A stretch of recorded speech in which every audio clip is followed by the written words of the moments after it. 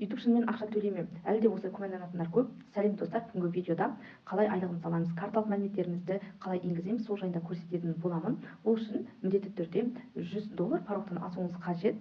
Егер де бір айдан ол парок толтыра алмасаңыз, мысалы $10, $20 болып қалуы мүмкін, онда келесі айларда просмотрыңыз көбейіп, сол $100 мәреге жеткеннен кейін барып ақшаңызды шығара аласыз.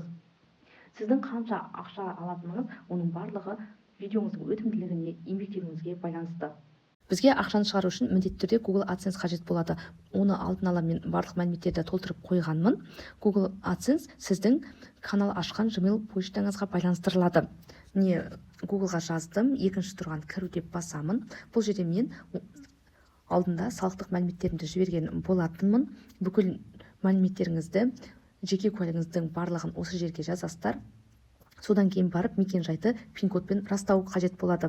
Оған сіздерге кәдімгі біздегі поштаға хат келеді Google компаниясынан. Ол хатты мен бір айдай күттім. Сол хатта пин-код жазылады. Пин-кодты жазып, адресіңізді растайсыз. Егер де хат келмеген жағдайда, сіз ол мүмкіндікті 4 рет пайдалана аласыз. 4 рет запрос жібересіз. Алайда хатты алмадыңыз, онда басқаша жолдармен онлайн түрде подтверждение жасап көруіңіз қажет. Ал енді сізге көрсетейін қазір. Мұнда менің мәліметтерім барлығы тұр. Платежи бөліміне өтемін.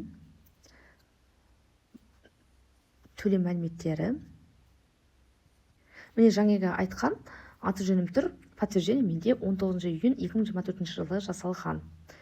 Мұнда төбесінде платежный аккаунт деп тұр. AdSense Қазақстан десе, бұл жерде сіздердің шыққан ақшаларыңыз көрінбейді. Сол үшін Қазақстан YouTube деп қоямын. Доллар США деп. Сол кезде осындай сумаңыз шықты. Міне 96.82 болып тұр. Ертең бір күнде менде толу керек $100. Астына қарай түсемізде добавить способ оплаты деп басамын. Банк арқылы аты жөніңізді жазасыз картадағы. Яғни картаңызда қалай мәліметтер тұр, соның барлығын толтырып шығасыздар.